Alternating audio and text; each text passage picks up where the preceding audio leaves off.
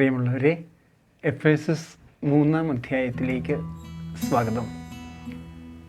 Living the word, Saint Paul's blueprint for unity and special growth in Christ.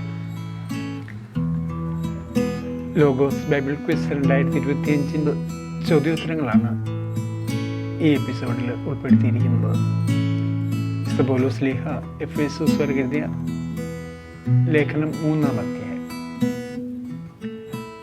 Ephesus 3 ഒരു ആമുഖം. ഈ അധ്യായം വിജാതീയരായ എഫേസോസുകാർക്ക് പൗലോസ് ശ്ലീഹ ചെയ്യുന്ന ശുശ്രൂഷയെയും ക്രിസ്തുവിലൂടെയുള്ള ദൈവരഹസ്യത്തിൻ്റെ വെളിപാടിനെയും വ്യക്തമാക്കുന്നു. വിജാതീയർ കൂട്ടവകാശികളും ഒരേ ശരീരത്തിലെ അംഗങ്ങളും ക്രിസ്തുവിൻ്റെ വാഗ്ദാനങ്ങളിൽ പങ്കാളികളുമാണെന്ന് വെളിപ്പെടുത്തിക്കൊണ്ട് സുവിശേഷം പങ്കുവയ്ക്കാനുള്ള ദൗത്യം ദൈവം തന്നെ ഏൽപ്പിച്ചതായി ശ്ലീഹ വിശദീകരിക്കുന്നു.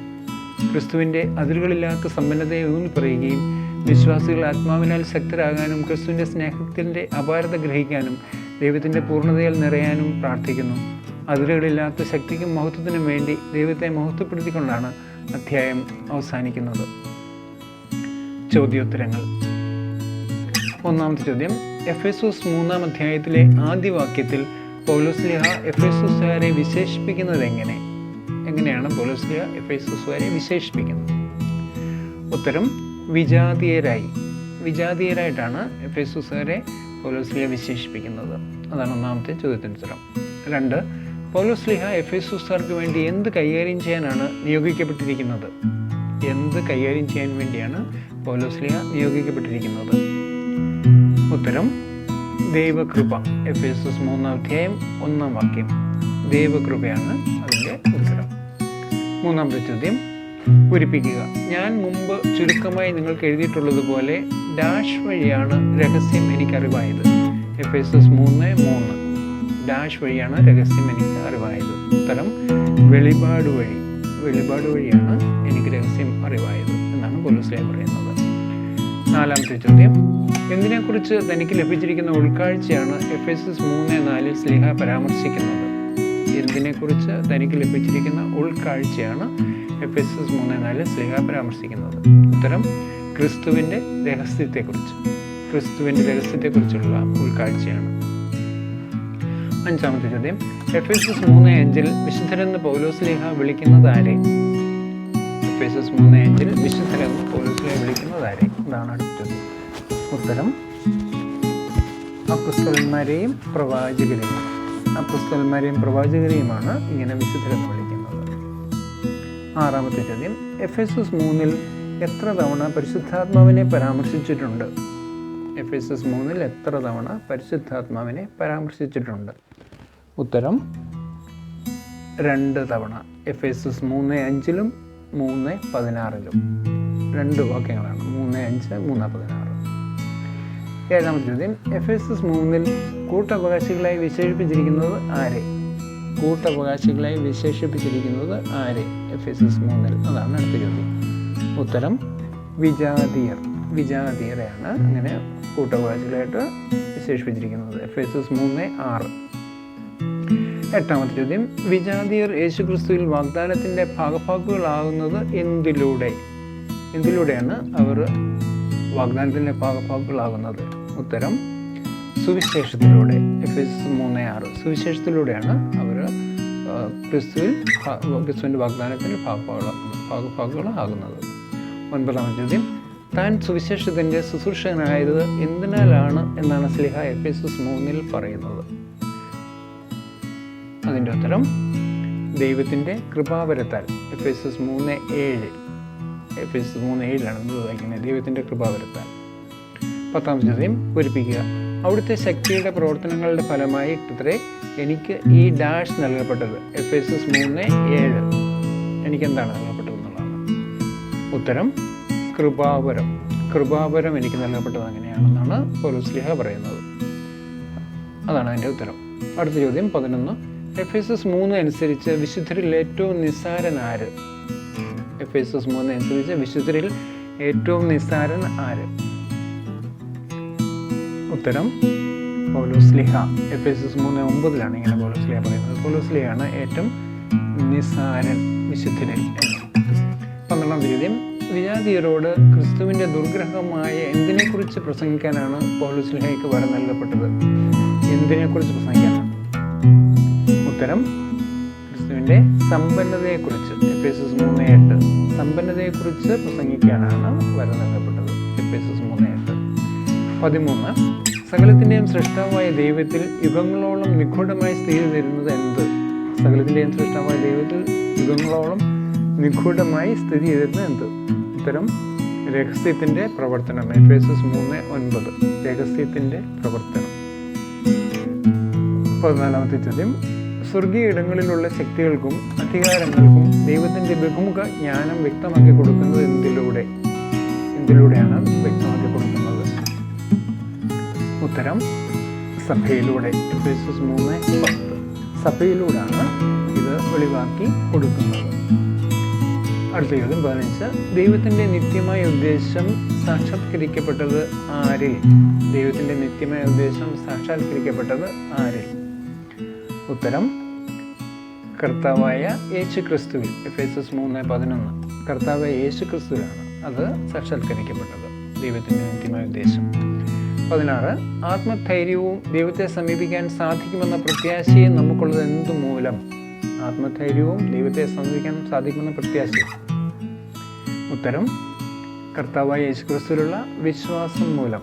എഫേസ്യസ് 3:12 കർത്താവായ യേശുക്രിസ്തുവിലുള്ള വിശ്വാസം മൂലം. 17 എഫേസ്യസ് 3:13 നിങ്ങളുടെ മഹത്വം എന്ന പ്രയോഗം എന്തിനെ സൂചിപ്പിക്കുന്നു? എഫേസ്യസ് 3:13 നിങ്ങളുടെ മഹത്വം എന്ന പ്രയോഗം എന്തിനെ സൂചിപ്പിക്കുന്നു?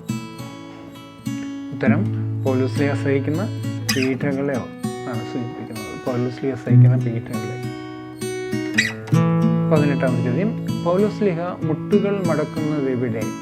പൗലോസ്ലീഹ മുട്ടുകൾ മടക്കുന്നത് എവിടെ? അതാണ് 18 ചോദ്യം. ഉത്തരം പിതാവിൻ്റെ മുമ്പിൽ.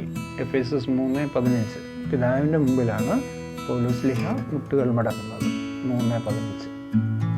19 ചോദ്യം എഫേസ്യസ് 3:16-17 വാക്യങ്ങളിൽ പൗലോസ്ലീഹ പ്രാർത്ഥിക്കുന്നത് എത്ര കാര്യങ്ങൾക്ക് വേണ്ടി? പൗലോസ്ലീഹ പ്രാർത്ഥിക്കുന്നുണ്ടല്ലോ 16-17 വാക്യങ്ങളിൽ എത്ര കാര്യങ്ങൾക്ക് വേണ്ടി? ഉത്തരം 3 കാര്യങ്ങൾക്ക് വേണ്ടി. 3 കാര്യങ്ങളാണ് പൗലോസ്ലീഹ പ്രാർത്ഥനയിലൂടെ ആവശ്യപ്പെടുന്നത്. അടുത്ത ചോദ്യം 20 ആരോടൊപ്പം ക്രിസ്തുവിൻ്റെ സ്നേഹത്തിൻ്റെ നീളവും വീതിയും ഉയരവും ആഴവും ഗ്രഹിക്കാൻ നിങ്ങൾക്ക് ശക്തി ലഭിക്കട്ടെ എന്നാണ് പൗലോസ്ലീഹ എഫേസ്യസ് 3:18 പറയുന്നത്. ആരോടൊപ്പം? എല്ലാ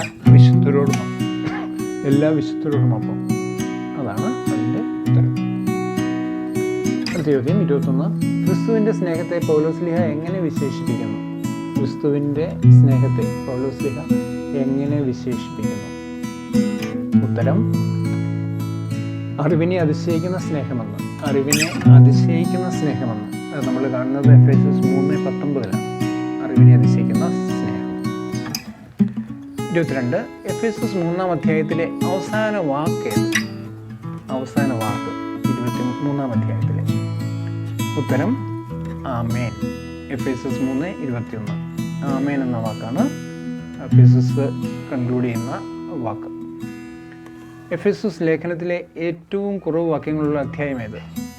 6 അധ്യായങ്ങളാണുള്ളത്. അതിൽ ഏറ്റവും കുറവ് വാക്യങ്ങളുള്ള അധ്യായം ഏത്? ഉത്തരം 3-ാം അധ്യായം. 21 വാക്യങ്ങളേ ഉള്ളൂ 3-ാം അധ്യായം. എല്ലാ അധ്യായങ്ങളും തന്നെ ചെറുതാണെങ്കിലും ഏറ്റവും ചെറുത് ഈ അധ്യായം 3. 24 എവിടെ തലമുറകളോളം എന്നേക്കും ദൈവത്തിന് മഹത്വം ഉണ്ടാകട്ടെ എന്നാണ് സ്ലീഹ എഫേസ്യസ് 3:21 പറയുന്നത്. എവിടെ തലമുറകളോളം ദൈവത്തിന് മഹത്വം? സഭയിലും യേശു ക്രിസ്തുവിലും ദൈവത്തിന് മഹത്വം ഉണ്ടാകട്ടെ എന്നാണ് പൗലോസ്ലീഹ പ്രാർത്ഥിക്കുന്നത് എന്ന് പറയുന്നത്. നമ്മിൽ പ്രവർത്തിക്കുന്ന എന്തിനെക്കുറിച്ചാണ് പൗലോസ്ലീഹ എഫേസ്യസ് 3:20 വിവരിക്കുന്നത്? 25-ാമത്തെ ചോദ്യം നമ്മിൽ പ്രവർത്തിക്കുന്ന എന്തിനെക്കുറിച്ചാണ് പൗലോസ്ലീഹ എഫേസ്യസ് 3:20 വിവരിക്കുന്നത്? ഉത്തരം ശക്തിയെ, അതായത് ദൈവിക ശക്തിയാണ് ഉദ്ദേശിക്കുന്നത്. ദൈവിക ശക്തിയെ ആണ് പൗലോസ്ലീഹയോട് ഉദ്ദേശിക്കുന്നത്. അടുത്ത ചോദ്യം 26 നിങ്ങൾ ഹൃദയവ്യഥ അനുഭവിക്കരുതെന്ന് സ്ലീഹ എഫേസ്യസുകാരോട് അഭ്യർത്ഥിക്കുന്നത് എന്തിനെ പ്രതിയാണ്? നിങ്ങൾ ഹൃദയവ്യഥ അനുഭവിക്കരുതെന്ന് സ്ലീഹ എഫേസ്യസുകാരോട് അഭ്യർത്ഥിക്കുന്നത് എന്തിനെ പ്രതിയാണ്? ഉത്തരം താൻ അവർക്ക് വേണ്ടി സഹിക്കുന്ന പീഡകളെ പ്രതി. എഫേസ്യസ് 3:13 അവർക്ക് വേണ്ടി സഹിക്കുന്ന പീഡകളെക്കുറിച്ച്. 27-ാമത്തെ ചോദ്യം, വിജാതിയരുടെ അപ്പോസ്തലനായി പൗലോസിനെ വിശേഷിപ്പിക്കുന്ന അധ്യായം ഏത്? വിജാതിയരുടെ അപ്പോസ്തലനായി പൗലോസിനെ വിശേഷിപ്പിക്കുന്ന അധ്യായം ഏത്? അതിൻ്റെ ഉത്തരം എഫേസോസ് 3-ാം അധ്യായം. എഫേസോസ് 3, വിജാതിയരുടെ അപ്പോസ്തലൻ. 28, എഫേസോസ് 3-ൽ എത്ര ശീർഷകങ്ങളുണ്ട്? എഫേസോസ് 3-ൽ എത്ര ശീർഷകങ്ങൾ ഉണ്ട്? അതിൻ്റെ ഉത്തരം 2 ശീർഷകങ്ങളാണ് എഫേസോസിൽ 3-ാം അധ്യായത്തിലുള്ളത്. 2 ശീർഷകങ്ങൾ. അടുത്ത ചോദ്യം, എഫേസോസ് 3:18 നീളവും വീതിയും ഉയരവും ആഴവും പൗലോസ്ലീഹ എന്തിലേക്ക് ബന്ധപ്പെടുത്തുന്നു? നീളവും വീതിയും ഉയരവും ആഴവും ഇത് എന്തിലേക്ക് ബന്ധപ്പെടുത്തുന്നു? ഉത്തരം ക്രിസ്തുവിൻ്റെ സ്നേഹത്തിലേക്ക്. ക്രിസ്തുവിൻ്റെ സ്നേഹത്തിൻ്റെ ആഴവും ഉയരവും ഒക്കെയാണ് നമ്മൾ ഇവിടെ കാണുന്നത്. 30, പൂരിപ്പിക്കുക. നിങ്ങൾ ഡാഷിൽ വേരുപാകി അടിയുറയ്ക്കണമെന്നും ഞാൻ പ്രാർത്ഥിക്കുന്നു. എഫേസോസ് 3:17 നിങ്ങൾ ഡാഷിൽ, അവിടെ പൂരിപ്പിക്കണം, സ്നേഹത്തിൽ വേരൂന്നി എന്നുള്ളതാണ് അവിടെ വരുന്നത്. എഫേസോസ് 3 ഉൾക്കാഴ്ചകൾ. എഫേസോസ് 3 ദൈവത്തിൻ്റെ നിഗൂഢമായ രക്ഷാപദ്ധതിയുടെ വെളിപാട് ഊന്നി പറയുന്നു.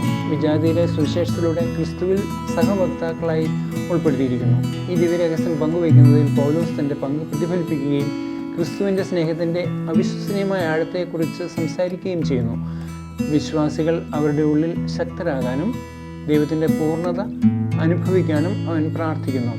ദൈവത്തിൻ്റെ അളവറ്റ ശക്തിയെയും മഹത്വത്തെയും പൂഴ്ത്തിക്കൊണ്ട് അധ്യായം അവസാനിക്കുന്നു. ഇതൊക്കെയാണ് നമുക്ക് എഫേസോസ് 3-ലെ ഉൾക്കാഴ്ചകളായിട്ട് പറയാൻ സാധിക്കുക.